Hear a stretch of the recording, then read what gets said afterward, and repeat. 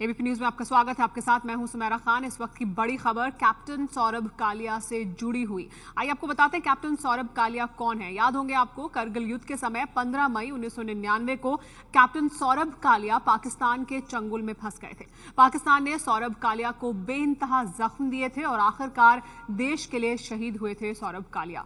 उसी साल 9 जून को जब पाकिस्तान ने सौरभ का शव भारत को सौंपा था, तब देश गुस्से में था। पाकिस्तान ने युद्धबंदी सौरभ कालिया के साथ अंतर्राष्ट्रीय संधि के मुताबिक बर्ताव नहीं किया था। 16 साल बाद एनडीए सरकार ने संसद में कहा है कि अंतर्राष्ट्रीय अदालत में कैप्टन सौरभ कालिया पर हुए पाकिस्तानी अत्याचार के खिलाफ अपील करना संभव नहीं है।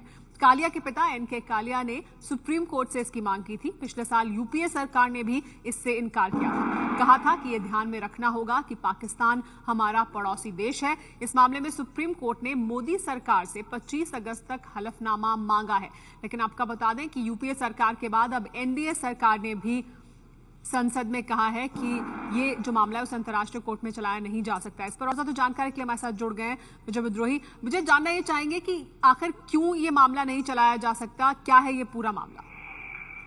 देखिए, सौरभ कालिया के जो वकील हैं उनका तो ये कहना है कि 16 साल से वो जो इस बार पूरे मामले को लेकर लड़ रहे हैं, उनका कहना है कि ये फिट केस है क्योंकि ये Geneva convention of treatment of war prisoners उसके खिलाफ ये जाता है जिस ढंग से सौरभ कालिया के साथ को यंत्रणा दी गई थी, यातना दी गई थी, उसको लेकर। लेकिन भारत सरकार का यह कहना है कि ये इंटरनेशनल कोर्ट में ले जाना इसे प्रैक्टिकली नहीं है, ये व्यवहारिक नहीं है।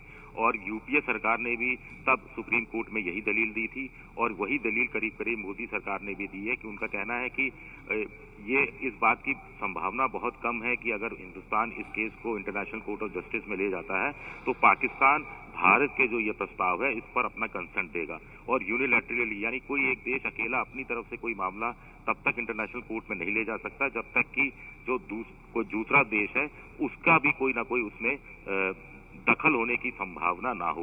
तो ऐसे में भारत सरकार को, मोदी सरकार को लगता है कि प्रैक्टिकली नहीं है इस केस को सुप्रीम इंटरनेशनल कोर्ट में ले जाने के लिए ले जाना, और इसलिए मोदी सरकार ने यही हलफनामा सुप्रीम कोर्ट में दिया है। जी विजय, और अगर राजनीतिक दृष्टिकोण से भी बात करें तो जो यूपीए सरकार ने कहा था वही एनडीए सरकार कह रही है, यानी सौरभ कालिया पर दोनों सरकारों का पक्ष एक सा है।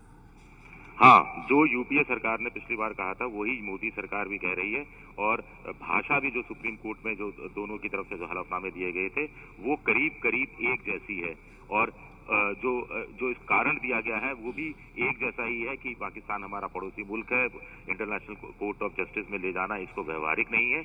और कुछ और जो तकनीकी मामले, जो तकनीकी पहलू जो यूपीए सरकार ने कहे थे उन्हीं को मोदी सरकार ने भी अपने हलफनामे में सुप्रीम कोर्ट के सामने पेश किया है और अपनी तरफ से मोदी सरकार का ये जो फैसला है, हो सकता है सौरभ कालिया के घर वालों को धक्का पहुंचाने वाला हो, जो वो इतने समय से 16, 17, 18 साल से संघर्ष कर रहे हैं, लेकिन अपनी तरफ से मोदी सरकार ने अब इस मामले को बंद करने के संकेत दे दिए। जी हाँ, तो अपनी तरफ से नरेंद्र मोदी सरकार ने बंद करने के संकेत दिए। इस पूरे मामले को सवाल बना हुआ है शहीद कैप्टन सौरभ कालिया को आखिर इंसाफ कब मिलेगा। जो यूपीए सरकार ने कहा था वही एनडीए सरकार भी कह रही है। कैप्टन सौरभ कालिया को करगिल युद्ध के समय पाकिस्तान ने युद्धबंदी बनाया था, इतनी यातनाएं दी थी कि उनकी मौत हो गई थी और इस मामले को उनका परिवार काफी लंबे समय से लड़ रहा है। कैप्टन सौरभ कालिया का परिवार इंसाफ की मांग कर रहा है। मांग है कि सरकार अंतर्राष्ट्रीय अदालत में पाकिस्तान के खिलाफ केस करे। संसद में मोदी सरकार ने कहा है कि ऐसा करना संभव नहीं है। यूपीए सरकार ने भी पाकिस्तान को पड़ोसी देश कहते हुए ऐसा करने से मना किया था। कालिया के पिता एनके कालिया की याचिका पर सुप्रीम कोर्ट ने मोदी सरकार से 25 अगस्त तक इस मामले पर हलफनामा मांगा है। इस इशू को मैं जब तक मेरी सांस है इसको मैं उठाता रहूं।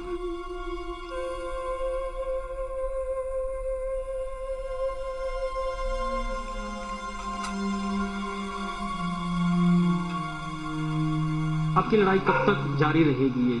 ये लड़ाई तब तक जारी रही जब तक हम जी। ये करगिल युद्ध में शहीद हुए लेफ्टिनेंट सौरभ कालिया के माता पिता हैं, जो आखिरी सांस तक अपने बेटे को इंसाफ दिलाने की बात कर रहे हैं। ये हमारी जितनी भी सेना है उसके मान का, उसके सम्मान का प्रश्न है। सौरभ कालिया के पिता ने पाक सेना के अमानवीय व्यवहार के खिलाफ सुप्रीम कोर्ट में याचिका दाखिल की है। 4 जाट रेजिमेंट के अफसर थे सौरभ कालिया। करगिल में तैनाती के बाद 15 मई 1999 के दिन लेफ्टिनेंट सौरभ कालिया अपने 5 साथियों अर्जुन राम, भंवरलाल, भीखाराम, मूलाराम और नरेश के साथ लद्दाख की बजरंग पोस्ट की रूटीन पेट्रोलिंग कर रहे थे। लेकिन तभी पाक सेना ने सौरभ कालिया और उनके साथियों को बंदी बना लिया। उन्हें 22 दिन तक बंदी बनाकर रखा गया और अमानवीय यातनाएं दी गई। शरीर को गर्म सरिये और सिगरेट से दागा गया। पाकिस्तान ने 9 जून 1999 को इन शहीदों के शव को बहुत बुरी हालत में भारतीय अधिकारियों को सौंपा। सौरभ की मौत के 15 दिन बाद शव सौरभ के परिवार को सौंपा गया।